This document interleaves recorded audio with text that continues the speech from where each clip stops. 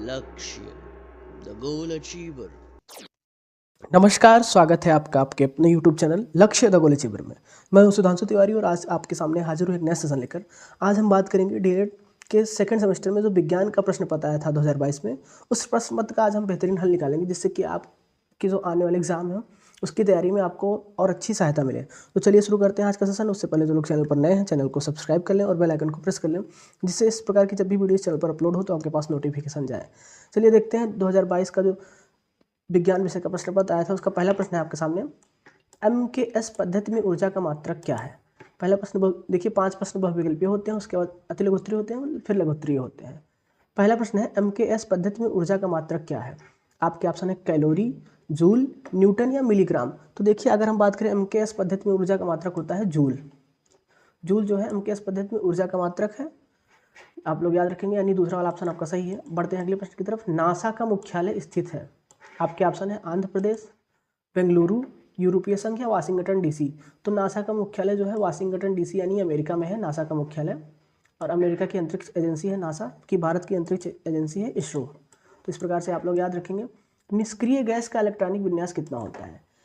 देखिए, निष्क्रिय गैस यानी ऐसी गैस जिसका अष्टक पूरा हो गया हो, यानी जिसके बाहरी कोश में 8 इलेक्ट्रॉन हो, वो निष्क्रिय गैस कहलाती है। तो देखिए, इसमें बाहरी कोश में 8 इलेक्ट्रॉन यानी तीसरे वाले ऑप्शन में है, यानी 2 और 8, तो यही निष्क्रिय गैस का इलेक्ट्रॉनिक विन्यास होगा, यानी तीसरा वाला आपका ऑप्शन सही है। बढ़ते हैं अगले प्रश्न की तरफ। अगला प्रश्न है आपके सामने, जल में घुलनशील विटामिन है, आपके ऑप्शन है vitamin A, vitamin D, vitamin के या विटामिन सी।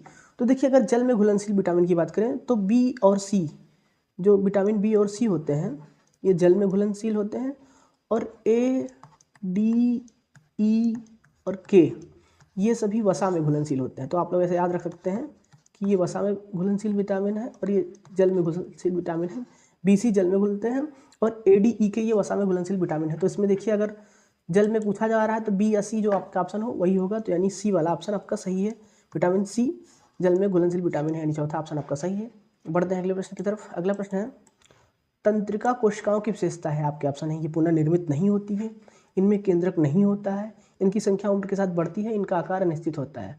तो देखिए, विशेषता अगर हम बात करें तंत्रिका कोशिकाओं की तो ये पुनर्निर्मित नहीं होती हैं, यानी पहला वाला ऑप्शन आपका सही है, ये पुनर्निर्मित नहीं होती है, तंत्रिका कोशिकाओं की यही विशेषता है। तो ए वाला ऑप्शन आपका सही है। बढ़ते हैं अगले प्रश्न की तरफ। यहाँ से आपके जो है अतिलघुत्तरीय प्रश्न शुरू होंगे। छठवां प्रश्न है आपके सामने, यांत्रिक ऊर्जा कितने प्रकार की होती है?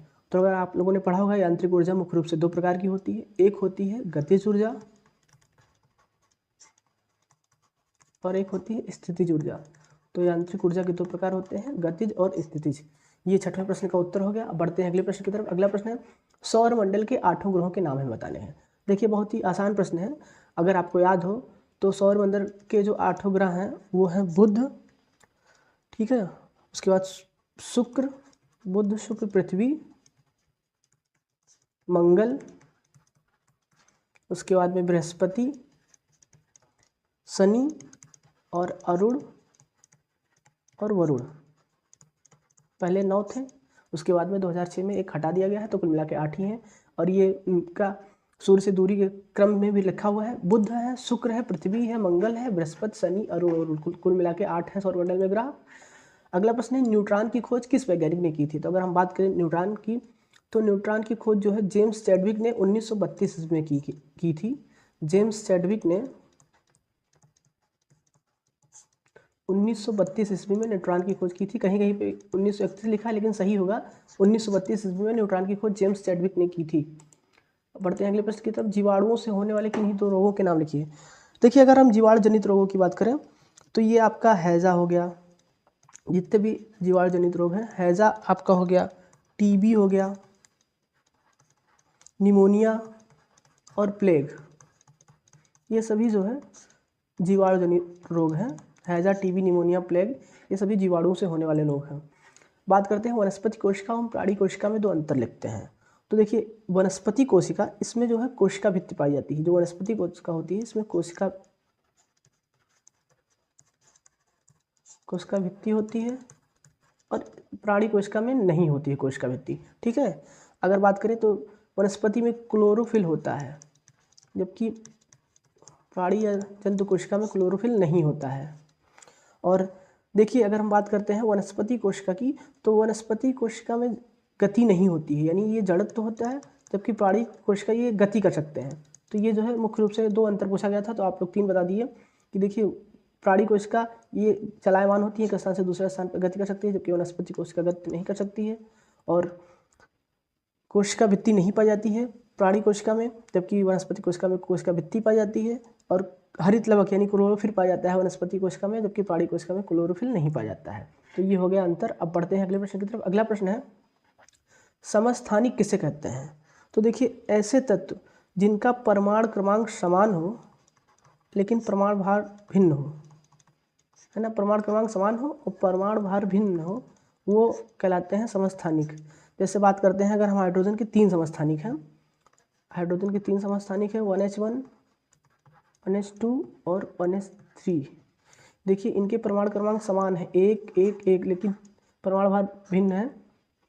इसी प्रकार से कार्बन के भी होते हैं। कार्बन का परमाणु क्रमांक होता है 6, तो 6C12, 6C13 और 6C14।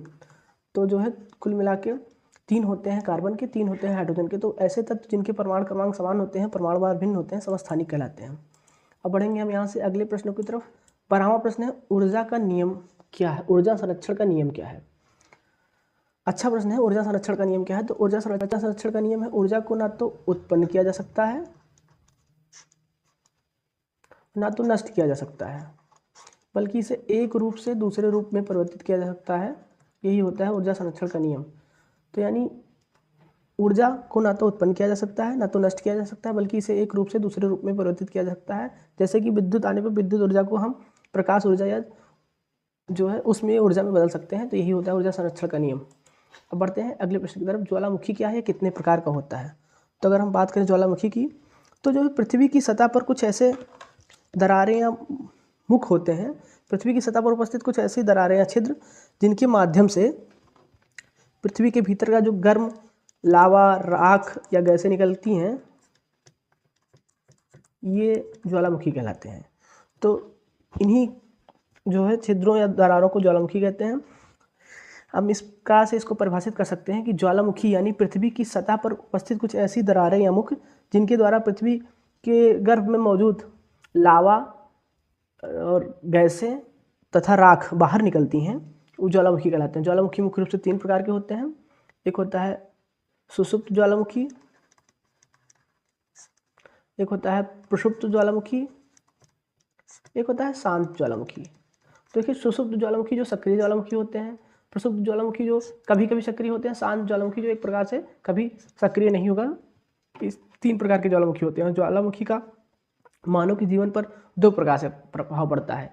एक तो उनके पक्ष में प्रभाव पड़ता है कि ज्वालामुखी जब निकलता है तो जो मैग्मा निकलता है वो पृथ्वी की सतह पर पड़ता है तो वो काला हो जाता है, जिससे पृथ्वी उपजाऊ हो जाती है। तो ये सक्रिय प्रभाव हो गया। और इससे अपारजन धन की हानि होती है, तो ये उसका जो है नेगेटिव प्रभाव हो गया। तो इस प्रकार से ज्वालामुखी का मानव जीवन पर प्रभाव पड़ता है।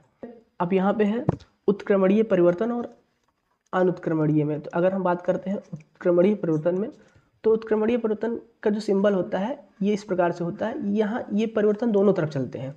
अगर यहाँ से कोई अभिकारक हमने लेकर अगर उसका प्रोडक्ट यानी उत्पाद बनाया, तो हम फिर से उत्पाद से उस अभिकारक को बना सकते हैं। यानी कि प्रक्रिया के बाद जो प्रोडक्ट बनता है उससे हम उसके मूल उत्पाद को प्राप्त कर सकते हैं। ये होती है उत्क्रमणीय परिवर्तन। और बात करें अगर अनुत्क्रमणीय परिवर्तन की, तो ये इस प्रकार से परिवर्तन है कि अगर एक बार परिवर्तन होकर नया उत्पाद बनता है तो फिर से हम उसके मूल पदार्थ को नहीं प्राप्त कर सकते हैं। ये होता है उत्क्रमणीय और अनुत्क्रमणीय अपक्रिया या परिवर्तन।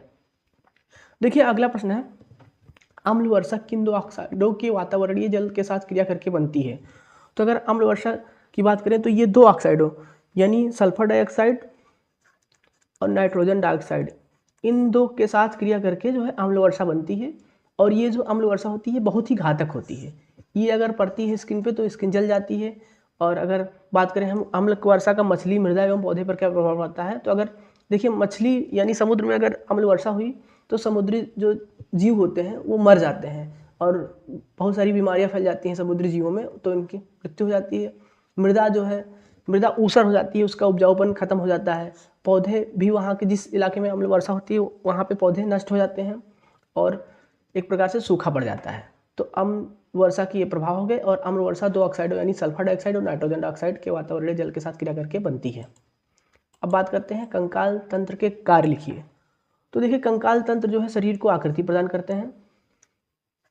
सिंपल सा, कंकाल तंत्र जो है शरीर को आकृति प्रदान करते हैं, मजबूती प्रदान करते हैं, दृढ़ता प्रदान करते हैं और कोमल अंगों की रक्षा करते हैं। हमारे शरीर के जो कोमल अंग होते हैं ये उनकी रक्षा करते हैं कंकाल तंत्र।